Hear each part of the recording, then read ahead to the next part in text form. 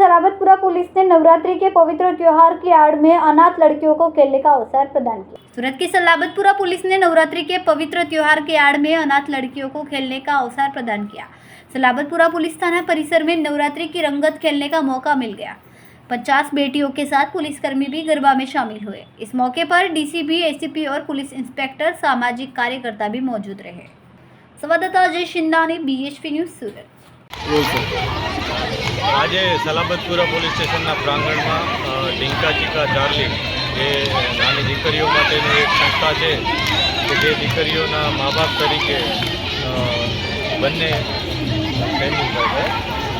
જયરૂપભાઈ અને એમની આખી ટીમ છે, ડોલીબેન બંને, અને સાથે અમારા ધર્મેશભાઈ, આ બધાની ટીમ જે એમના મા બાપ તરીકે એમનું કાળજી રાખે છે।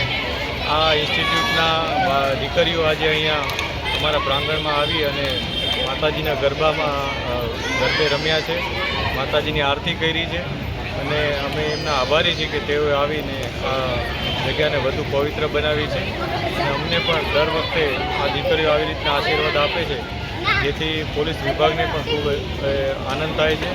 અમે પણ આજે વધુ પ્રતિબદ્ધતા દર્શાવીએ છીએ કે આ દીકરીઓની અને શહેરમાં જેટલી પણ દીકરીઓ છે એમની સેફટી માટે અમે પૂરેપૂરા પ્રયાસ કરશું અને અમને એટલી શક્તિ આપે કે અમે એમાં સફળ થઈએ।